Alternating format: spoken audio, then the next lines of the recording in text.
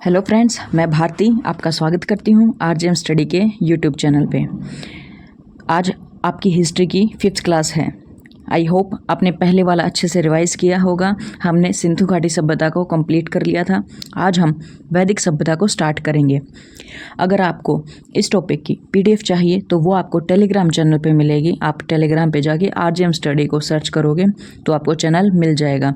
और अगर आपको ज़्यादा जानकारी चाहिए तो आप इस नंबर पर भी मैसेज कर सकते हो। आपको ग्रुप में भी ऐड कर दिया जाएगा और टेलीग्राम फाइल भी आपको प्रोवाइड कर दी जाएगी। तो चलिए अब हम अपने टॉपिक को स्टार्ट करते हैं, जो कि हमारा टॉपिक है वैदिक सभ्यता, वैदिक सिविलाइजेशन। बच्चों, आपको टेंशन लेने की कोई ज़रूरत नहीं है कि हमारी ये जो क्लासेज हैं दोनों की दोनों बाइलिंगुअल होंगी, इंग्लिश में भी और हिंदी में भी। तो इसलिए आपको टेंशन लेने की कोई ज़रूरत नहीं है और पीडीएफ फाइल में भी आपको मटेरियल ऐसे ही प्रोवाइड किया जाएगा। तो चलिए अब हम स्टार्ट करते हैं। पूर्व वैदिक काल, प्री वैदिक पीरियड, जो कि 1500 से 1000 ईसा पूर्व तक आएगा। यहाँ पर 1 0 और लगा लीजिएगा। पूर्व वैदिक काल जो है वो आपको 1500 से 1000 ईसा पूर्व तक माना गया है और उत्तर वैदिक काल वो 1000 से 600 ईसा पूर्व तक माना गया है। जो टोटल वैदिक सभ्यता का टाइम पीरियड माना गया है वो 1500 से लेकर 600 ईसा पूर्व तक माना गया है। ठीक है, और इसके हमने 2 पार्ट कर दिए हैं, पूर्व वैदिक काल प्री वैदिक पीरियड एंड पोस्ट वैदिक पीरियड, जो 1500 से 1000 और 1000 से 600 ईसा पूर्व तक चलता है। अब आगे देखिए, पूर्व वैदिक काल जो है इसको हम ऋग्वैदिक काल कहते हैं। इसमें हमारा हुआ क्या था, जो उत्तर वैदिक काल है इसमें लोहे का उपयोग करना हमने स्टार्ट कर दिया था। इसके एविडेंस हमें कहाँ से मिलते हैं? अतरंजी खेड़ा से एविडेंस मिलते हैं। ये एक क्वेश्चन आता है बच्चे आपका एग्जाम में 1 नंबर का, कि लोहे का उपयोग जो किया था हमने उसके एविडेंस कहाँ से मिलते हैं। तो आपको ध्यान रखना है अतरंजी खेड़ा से। 1-2 बार आप इन नाम को रिपीट करोगे, बोलोगे तो वे आपकी जुबान पे रिकॉल होने लग जाएंगी चीज़ें। ठीक है, अब इसके आगे हम स्टार्ट करते हैं फिर से दोबारा। यहाँ ना सिंधु सभ्यता के बारे में कुछ और जानकारी दी गई है आपको, जो कि पहले रह गई थी। तो एक बार हम जल्दी से उनको रीड कर लेते हैं, उसके बाद हम अपने टॉपिक पे वापस आते हैं। सिंधु घाटी सभ्यता के बारे में क्या जानकारी दी गई है कि वो लोग शाकाहारी थे और मांसाहारी थे, दोनों थे, vegetarian and non vegetarian. Actual में होता क्या था बच्चे कि उनको जो भी मिल जाता था वो दोनों खा लेते थे। और सामान्यतः जो मकान निर्माण है वो उनका बहुत ही अच्छा होता था। 4 वर्गों में वो समाज बटा हुआ था: विद्वान, पुरोहित, योद्धा, व्यापारी और श्रमिक। इंग्लिश में अगर इसको समझाया जाए तो 4 क्लासेस थी वहाँ पे: scholars, priest, warriors, traders and workers. अब सभ्यता के पतन के कारण भी कुछ माने गए हैं। कई बुद्धिजीवी कहते हैं कि वो बाढ़ के कारण गई है और कई कहते हैं वो जलवायु परिवर्तन के कारण उस सभ्यता का अंत हुआ है। लेकिन ये बातें अभी तक पूर्णतः किसी भी तरीके से सिद्ध नहीं हो पाई हैं कि कौन से तरीके से उस सभ्यता का पतन हुआ था। ठीक है, अब उसके बाद हम जानते हैं आगे, जो उनके माप तोल की इकाई थी वो 16 के गुणक में होती थी, जैसे कि 16, फिर आगे 32, ऐसे ये चीज़ें चलती रहती थी, 16 के गुणक में होती थी। ठीक है, अब जो हड़प्पा लिपि से हैं हमें लगभग 400 अक्षर पाए गए हैं। About 400 letters have been found from the Harappan script. हमें 400 लेटर वहाँ से मिले हैं। और जो ये सभ्यता थी ये आपको पता होगा मात्र सत्तात्मक थी, मात्र सत्तात्मक।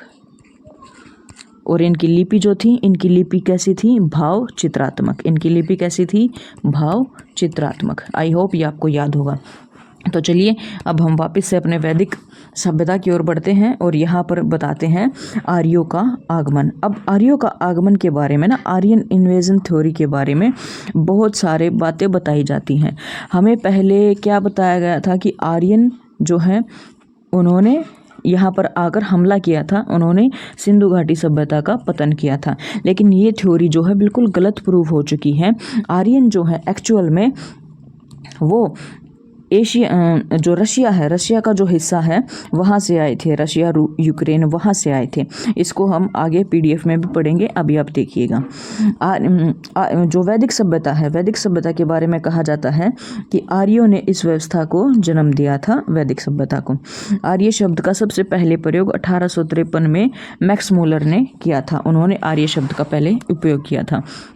आर्य का अर्थ क्या होता है? श्रेष्ठ होता है। आर्य का अर्थ क्या होता है? श्रेष्ठ, यानी कि बेस्ट। इसको अभिजात्य भी कहा जाता है, अभिजात्य ये भी कहा जाता है। अब मैक्स मूलर ने क्या बताया था? मैक्स मूलर के अकॉर्डिंग मध्य एशिया के बोगज कोई अभिलेख में इसकी जानकारी मिलती है, जो कि 1400 BC में था, लिखा गया था। एडवर्ड मेयर के अनुसार पामीर के पठार से आर्यों का आगमन हुआ था। और पेन का हर्ट जो जर्मनी के हैं, पेन का और हर्ट के अकॉर्डिंग जो आर्य हैं वो जर्मनी से आए थे। दयानंद सरस्वती ने जो अपनी थ्योरी दी है उसने बोला कि ये तिब्बत से आए हैं। और जो गाइल्स है उसने बोला हंगरी से आए हैं। और जो बाल गंगाधर तिलक है उसने क्या बोला कि ये लोग उत्तरी ध्रुव से आए हैं, क्योंकि उनके किसी न किसी चीज़ों में ये जानकारी मिलती है कि वो जहाँ से आए वहाँ पर 6 महीने दिन होता है और 6 महीने रात होती है, और ये चीज़ें तो सिर्फ और सिर्फ आर्कटिक पर होती हैं। तो इन्होंने कहा कि वो जरूर नॉर्थ ध्रुव से आए थे। ठीक है। अब आर्यों का जो पंचजन है, यानी कि उनकी जो सभ्यता है वो कैसे बटी हुई थी? उनकी जो सभ्यता है, सबसे छोटी इकाई क्या होती थी? उनकी कुल। उसके बाद इकाई कौन सी होती थी? ग्राम। ग्राम के बाद विश के बाद जन। जैसे हमारे यहाँ पर आजकल कह देते हैं ना जनपद। तो उसके बाद क्या होता था? नेशन। आज के दिन हमारी जो व्यवस्था है उसको आप देखिएगा, सबसे पहले क्या होते हैं? गांव होते हैं। ठीक है, ग्राम होते हैं। और उसके बाद हमारा क्या होता है? ब्लॉक होता है। उसके बाद क्या होता है? जिला होता है। उसके बाद क्या होता है? राज्य। और उसके बाद क्या होता है? हमारा राष्ट्र। तो ऐसे ही हमारी ये व्यवस्था बटी हुई है। इसी तरीके से आर्यंस की व्यवस्था कैसे थी? सबसे पहले जो सबसे छोटी इकाई होती थी वो होती थी कुल, उसके बाद ग्राम, उसके बाद विश, और उसके बाद जन, और फिर राष्ट्र। ये आपको याद कर लेना है, इसका क्रम भी पूछा जा सकता है, ये 1 नंबर का क्वेश्चन बनता है। तो चलिए अब हम आगे चलते हैं। पूर्व वैदिक काल की क्या विशेषताएं थी? कि वहाँ पर जो लोग थे वो नॉन वेजिटेरियन भी थे और वेजिटेरियन भी थे, यानी कि वो ओमनिवोरस थे, दोनों चीज़ों को खाते थे। उसको हिंदी में बोलते हैं सर्वाहारी। अब यहाँ पर जो खाद्य पदार्थ था उसको क्या कहा जाता था? कर्ब कहा जाता था। खाद्य पदार्थ को कर्ब कहा जाता था। जौ का जो दलिया होता है उसको बच्चे कहा जाता है यवांगू। जौ का जो दलिया है उसको यवांगू कहा जाता है। जौ को कहा जाता है यव। ये हमारे जो बड़े बुजुर्ग होते हैं वो कई बार ऐसे ऐसे शब्दों का इस्तेमाल करते हैं, क्योंकि वो पुराने समय से चलते आ रहे हैं। हम ज़्यादातर उन पर ध्यान नहीं देते, लेकिन वो ऐसी ही चीज़ें होती हैं। अब आगे जो है मरुस्थल को क्या कहते हैं? धन्व। ये बच्चे आपसे पेपर में डायरेक्ट पूछे जाते हैं। जैसे गाय का तो बहुत इंपॉर्टेंट क्वेश्चन है, ये मोस्ट इंपॉर्टेंट है। ठीक है, गाय को क्या कहा जाता है? अघन्या, जिसकी हत्या ना की जाए या जिसको ना मारे जाने योग्य है। ठीक है, जिसको मारना नहीं चाहिए उसको बोलते हैं गाय अघन्या। अब उसके बाद समुद्र को क्या कहते हैं? परावत। वैसे थोड़ा बहुत आप दिमाग लगा के देखिए, हमारे यहाँ अब क्या बोलते हैं? हम बोलते हैं पर्वत। ये उसी से थोड़ा सा रिलेटेड है, परावत। ठीक है। अब उसके बाद है सूदखोर यानी कि वेकनाट। कृषि भूमि उर्वरा। कृषि भूमि को क्या कहते हैं? उर्वरा। उनका जो पवित्र पेय था वो था सोमरस सुरा, जिसको हम शराब भी बोलते हैं। और इसी को उन्होंने पवित्र भी बोला है, और इसी को उन्होंने त्याज्य पदार्थ भी बोला है। कि त्याज्य पदार्थ का मतलब होता है त्यागने योग्य। त्याज्य पदार्थ का क्या मतलब होता है? त्यागने योग्य। और ये जो है ना एलीट फैमिली, जो कि शाही परिवार होते थे, वो इसका ज़्यादातर इस्तेमाल करते थे। उसके बाद जो नाई है, नाई को कहते थे वाप्ता। नाई को क्या कहते थे? वाप्ता। और जो सूत ऊन के और मृग चर्म के जो कपड़े होते थे, वस्त्र। और जो उनकी भाषा थी वो कौन सी थी? संस्कृत। उनकी भाषा कौन सी थी? संस्कृत। आपको पता होगा सबसे प्राचीन जो भाषा है, जो हमें ज्ञात भाषा मिलती है, वो संस्कृत ही है। ठीक है। अब उसके बाद ना कुछ नदियों के नाम दिए गए हैं। इन नदियों के नाम हम देखें तो ये बहुत इंपॉर्टेंट है, यहाँ से भी क्वेश्चन बनता है। नदियों के नाम में देखिए, मैं आपको बताती हूँ, आप थोड़ी सी गौर कीजिएगा इस पे। काबुल को क्या कहा जाता था? कुंभा। सिंधु को कहा जाता था सिंध हिरब या हिरण्य। झेलम, झेलम को कहा जाता था वितस्ता। स्वात, स्वात किसको कहा जाता था, सुवस्तु को। चेनाब, चेनाब किसको कहा जाता था, अस्किनी। ये इंपॉर्टेंट है, चेनाब जो है ये इंपॉर्टेंट है, ठीक है। गंडक, गंडक किसको कहा जाता था, सदानीरा को। घग्गर द्वष्दती को। नदीतमा और देवीतमा और मातितमा ये इसी के नाम है। तमा का मतलब होता है, तमा का मतलब होता है सबसे सबसे अच्छा। तमा का मतलब होता है सबसे अच्छा, यानी कि नदियों में जो सबसे अच्छा है, देवियों में जो सबसे अच्छा है वो भी घग्गर, और माते तमा माता के समान, ठीक है, उसको भी घग्गर को ही ये नाम दिया गया है। अब आगे देखिए, रावी, रावी नदी को कहा जाता है पुरुषणी। रावी नदी को क्या कहा जाता है, पुरुषणी। ये इम्पोर्टेंट है, ये आपका पेपर में आता है। अब व्यास, व्यास को क्या कहा जाता है, विपाशा। सतलज, सतलज को क्या कहा जाता है, स्तुद्री। कुर्रम, कुर्रम यानी कि कुर्मो, ठीक, आपको ये याद रखने हैं। अगर आप 2-3 बार इन चीज़ों को रीड करोगे, एक रह गया बीच में, गोमती, गोमती यानी कि गोमल, गोमती यानी कि गोमल। आप 2-3 बार अगर इनको रीडिंग करोगे ना बच्चे, तो आपको ये अच्छे से याद हो जाएंगी। और ये टॉपिक पूरा होने के बाद मैं भी आपको एक बार रिवाइज करवाऊंगी ताकि ये आपके दिमाग में सेट हो जाएं।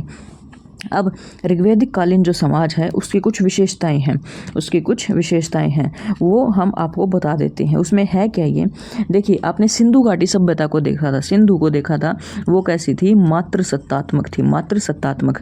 लेकिन ये जो समाज है ये पितृ सत्तात्मक है। जब बच्चे आपसे जैसे IAS IPS इनके जो एग्ज़ाम होते हैं, या स्टेट पब्लिक सर्विसन के जो भी एग्ज़ाम होते हैं, इनमें आपसे यही पूछा जाता है कि इनमें डिफरेंस क्या है, दे देंगे सिंधु सभ्यता में और वैदिक सभ्यता में डिफरेंस बताइए, तो आपको यही लिखना होगा, ये मातृ सत्तात्मक है, ये पितृ सत्तात्मक है। अब जो भाषा है, यहाँ पर भाषा संस्कृत का उपयोग होने लग गया था। वैदिक सभ्यता में क्या है, संस्कृत भाषा का उपयोग होने लग गया था। इनके जो मेन देवता थे वो इंद्र थे, और उत्तर वैदिक काल में प्रजापति थे। देखिए, पहले आपने पढ़ा होगा वैदिक सभ्यता के हमने 2 हिस्से किए हैं, वैदिक सभ्यता के हमने 2 पार्ट्स किए हैं, पूर्व वैदिक काल और उत्तर वैदिक काल। पूर्व वैदिक काल में जो देवता थे वो थे इंद्र, पूर्व वैदिक काल में कौन थे, इंद्र। और उत्तर वैदिक काल में जो आपके देवता थे वो कौन थे, प्रजापति। ये आपको ध्यान रखना है। लेटर वैदिक पीरियड में प्रजापति थे। ये क्वेश्चन माइनर सा क्वेश्चन होता है बच्चे, और इसी में आप गलती कराते हो, तो इसको ध्यान से पढ़ना है। और जो इसके साक्ष्य मिले हैं वो कहाँ से मिले हैं, बोगज कोई अभिलेख से जो कि तुर्की देश में है, और कस्सी अभिलेख जो कि ईरान में है, ये यहाँ से साक्ष्य मिले हैं। ये क्वेश्चन आता है, बोगज कोई अभिलेख कहाँ है, तुर्की देश में, ठीक। अब इसके बाद हम आगे चलते हैं। जो भक्षी हैं, ईटर यानी कि शाकाहारी और मांसाहारी। बाल विवाह, अच्छा, वहाँ पर बाल विवाह जो है नहीं था, पर्दा प्रथा नहीं थी, सती प्रथा वहाँ पर नहीं थी, और जाति प्रथा वहाँ पर नहीं थी। ये जो जाति वगैरह है ना, ये बाद में पहले कर्मों के हिसाब से की गई थी, जो कि जो क्षत्रिय होगा, जैसे जो रक्षा करने का काम करेगा उसको क्या बोल देंगे, क्षत्रिय बोलेंगे। यहाँ पर जो जाति है वो जन्म आधारित नहीं थी बच्चे, आपको ये याद रखना है। और आज के समय में जन्म आधारित हम जाति को मानते हैं, और ये बिल्कुल भी, और ये बहुत ही गलत है। देखिए, यहाँ पर बाल विवाह भी नहीं होता था। आजकल जो है बच्चों के बाल विवाह कर देते हैं, बहुत से राज्य में अभी भी ये प्रथा चल रही है। पर्दा प्रथा, जैसे हरियाणा है, राजस्थान है, इसमें ये चीज़ें बहुत प्रचलित हैं। राजस्थान का हम थोड़ा बहुत कह सकते हैं कि वहाँ पर टेम्परेचर के अकॉर्डिंग वो लोग अपने आप को धूप से बचाने के लिए पगड़ी पहनते हैं और पर्दा करते हैं, वहाँ पर चलता है, जैसे हरियाणा है। लेकिन यहाँ पर क्या मानते हैं, एक पुराने समय में अपना आपने पढ़ा होगा, मध्यकालीन भारत में औरंगजेब ने बहुत आक्रमण किए थे, और औरंगजेब जो हमले होते थे वो सुंदर सुंदर लड़कियों को उठाकर ले जाता था। तो उनसे बचने के लिए उन्होंने क्या तरीका अपनाया था कि वो पर्दे को स्टार्ट कर दिया था। तो और वो चीज़ आज के समाज में अब तक चल रही है। लेकिन पर्दा किसी भी तरह से संस्कार का कोई प्रतीक नहीं होता, ये उस समय में अपने आप को बचाने के लिए उपयोग में किया गया था।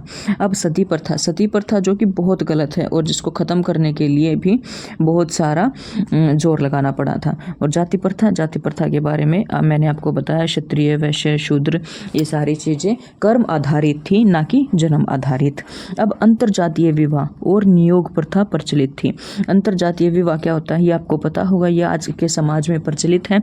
अंतरजातीय विवाह, आज के दिन तो लव मैरिज पे इतने सारे ब्लंडर हो जाते हैं, इतना सारा लोगों को झगड़ा और चीज़ें सहनी पड़ती हैं जो कि बहुत गलत है। और पुराने समय में वो सभ्यता इतनी विकसित थी कि वो अंतर्जातीय विवाह को मान्यता देते थे। और नियोग क्या होता है?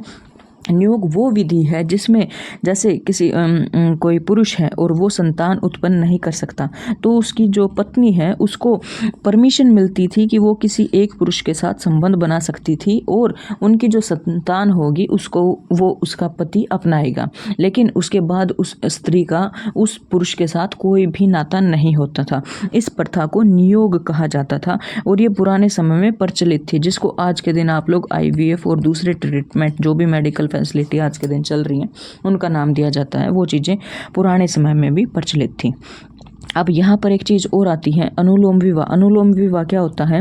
जो उच्च जाति का लड़का हो और निम्न जाति की लड़की हो। और प्रतिलोम विवाह इसका उल्टा होता है कि निम्न जाति का लड़का हो और उच्च जाति की लड़की हो। अब आर्य इसके बारे में मैंने आपको बता दिया है। अब ऋग्वेद में ना कुछ शब्दों का बार बार यूज़ किया गया है, तो चलिए इनको देखते हैं कि कौन से शब्द बार बार आए हैं। यहाँ से भी एक क्वेश्चन बनता है आपका। जो आर्य शब्द है वो 33 बार आया है। इंद्र जो शब्द है 250 बार मंत्रों में प्रयोग है। समझिएगा आप, अगर ये उनका देवता है तो ये बार बार उसका उपयोग करेंगे। अग्नि जो है, अग्नि का उपयोग भी 200 बार किया गया है। विष्णु का उपयोग 100 बार किया गया है। शिवा का उपयोग 3 बार किया गया है। सिंधु नदी का उपयोग 55 बार किया गया है। सबसे ज़्यादा इसी का जिक्र है, नदी के मामले में सबसे ज़्यादा जिक्र इसी का है, सिंधु का। यमुना का प्रयोग 3 बार किया गया है। गंगा का प्रयोग 1 बार किया है। ये क्वेश्चन आ चुके हैं, यमुना और गंगा वाले क्वेश्चन आ चुके हैं आपके कि किसका प्रयोग कितनी बार किया गया है। सरस्वती नदी का प्रयोग 50 बार किया गया है और सरस्वती नदी को ही सबसे पवित्र नदी कहा गया है। सरस्वती नदी को इन्होंने सबसे पवित्र नदी कहा है। अब आगे आता है वैदिक साहित्य। वैदिक साहित्य को हम नेक्स्ट क्लास में करेंगे, इसलिए अभी हम क्या करते हैं, इसी टॉपिक को एक बार रिवाइज करते हैं ताकि आपके दिमाग पर ज़्यादा बर्डन भी ना हो, क्योंकि ये फैक्ट्स हैं। ये चीज़ें आपको थोड़ा थोड़ा करके याद करोगे ना तो अच्छे से याद हो जाएगा और आपको टेंशन भी नहीं होएगी इस बात की कि आपने बहुत सारा कंज्यूम किया है।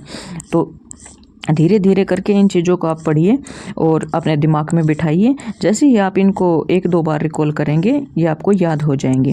अब चलिए हम देखते हैं वैदिक सभ्यता। वैदिक सभ्यता को हमने 2 भागों में बांटा था, पूर्व वैदिक काल और उत्तर वैदिक काल। इनका टाइम पीरियड 1500 से 1000 ईसा पूर्व और 1000 से 600 ईसा पूर्व। और उत्तर वैदिक काल में ही लोहे का उपयोग स्टार्ट हो गया था। और इसके साक्ष्य कहाँ से मिलते हैं? हमें अतरंजी खेड़ा से इसके साक्ष्य मिलते हैं।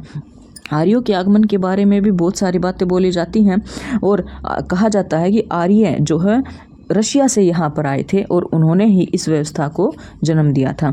और आर्य शब्द का सबसे पहले प्रयोग मैक्स मूलर ने किया था। ये 1 नंबर का क्वेश्चन आता है, इसको आपने को अच्छे से याद करना है। आर्यों का क्या अर्थ होता है? श्रेष्ठ।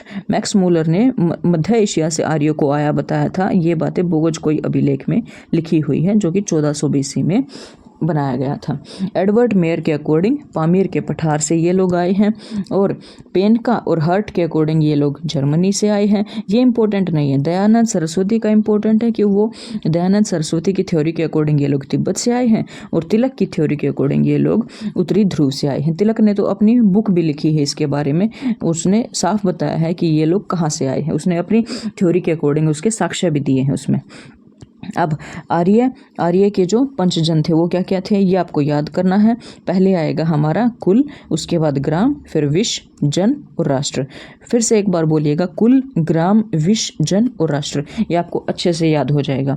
अब आगे देखिए, कुछ ना कुछ विशेषताएं रही होंगी इस सभ्यता की। ये लोग कैसे थे? नॉन वेजिटेरियन भी थे, वेजिटेरियन भी थे, इसलिए इनको ओमनिवर्स बोला गया है। अब इनके जो फूड थे, कुछ खाने की चीज़ें थे, उसको ये किस नाम से बुलाते थे? जो जो हमें साक्ष्य प्राप्त हुए हैं वो लिस्ट आपके लिए बना कर रख दी गई है। आपको इनको बस पढ़ लेना है और आपको ज़्यादा टेंशन लेनी नहीं है। खाद्य पदार्थ जो है उसको बोलते थे कर्ब। ये वांगू जौ का दलिया को बोलते थे। यव जौ को बोलते थे। धन्व मरुस्थल को बोलते थे। अघन्या गाय को बोलते थे। परावत समुद्र को बोलते थे। अब इसमें क्या आता है आगे? वेकनाट। वेकनाट किसको बोलते थे? सूदखोर को बोलते थे। उर्वरा कृषि भूमि को बोलते थे। सूरा या फिर सोमरस, सूरा या सोमरस किसको बोलते हैं? पवित्र पेय को। और वाप्ता, वाप्ता किसको बोलते हैं? नाई को। वस्त्र, वस्त्र किसको बोलते हैं? सूत। और ऊन और मृगचर्म इनसे बने हुए कपड़े को वस्त्र बोला जाता है। और इनकी भाषा कौन सी थी? संस्कृत। इनकी भाषा है संस्कृत। और यहाँ पर बहुत सारी जो नदियाँ हैं उनके प्राचीन नाम इम्पोर्टेंट हैं, क्योंकि आजकल पेपर में क्या पूछता है कि इस नदी का प्राचीन नाम क्या था। तो एक बार आप फटाफट इसको रिवाइज कर लीजिए ताकि आपको कोई भी दिक्कत ना हो। काबुल, कुंभा, सिंधु सिंध, झेलम वितस्ता, स्वात सुवस्तु, चिनाब अस्किनी, गंडक सदानीरा, घग्गर द्विशती, रावी पुरुषणी, गोमती गोमल, व्यास विपाशा, सतलुज शतुद्री, कुर्मु कुर्रम को क्या बोलते थे? कुर्म। और जो ये ऋग्वैदिक कालीन समाज था हमारा, उसमें ना पितृसत्तात्मक जो है सोसाइटी थी। उनकी सोसाइटी कैसी थी? पितृसत्तात्मक। ये आपका क्वेश्चन आता है, ये आपको याद रखना है। इनकी लैंग्वेज कौन सी थी? संस्कृत, जो बाद में चेंज होती गई है। इनका जो प्रमुख देवता है उत्तर वैदिक काल में था प्रजापति और पूर्व वैदिक काल में था इंद्र। और इस चीज़ के साक्ष्य कहाँ मिलते हैं हमें? बोगजकोई अभिलेख से जो कि तुर्की देश में है, और कस्सी अभिलेख से जो कि ईरान में है। जो भक्षी हैं, ईटर है, वो कैसे थे? शाकाहारी भी थे और मांसाहारी भी थे। और यहाँ पर कौन सी जो प्रथा नहीं थी? बाल विवाह यहाँ पर नहीं था। ये आपसे पूछा जा सकता है, बाल विवाह था? नहीं था। पर्दा प्रथा नहीं थी। सती प्रथा नहीं थी। जाति प्रथा नहीं थी। था क्या यहाँ पर अंतर जातीय विवाह होता था और नियोग की प्रथा भी यहाँ पर प्रचलित थी। और अनुलोम विवाह होता था, उसमें उच्च जाति का लड़का निम्न जाति की लड़की, और प्रतिलोम विवाह में निम्न जाति का लड़का और उच्च जाति की लड़की। अब यहाँ पर ना कुछ शब्दों का जिक्र है जिसको आपको एक बार रिकॉल कर लेना है। आर्य जो शब्द है वो 33 बार बोला गया है। इंद्र जो शब्द है वो 250 बार मंत्रों में बोला गया है। अग्नि को 200 बार बोला गया है। विष्णु को 100 बार बोला गया है। शिवा को 3 बार बोला गया है। सिंधु नदी को 55 बार बोला गया है। यमुना नदी को 3 बार बोला गया है। गंगा को 1 बार, और सरस्वती नदी को 50 बार बोला गया है। और इसी को सबसे पवित्र नदी कहा गया है। तो चलिए आज की क्लास में इतना ही। आई होप आपको ये क्लास पसंद आई होगी, और आप इस चैनल को शेयर कीजिएगा, वीडियो को लाइक कीजिएगा और अच्छे से पढ़ते रहिएगा। तब तक के लिए थैंक यू।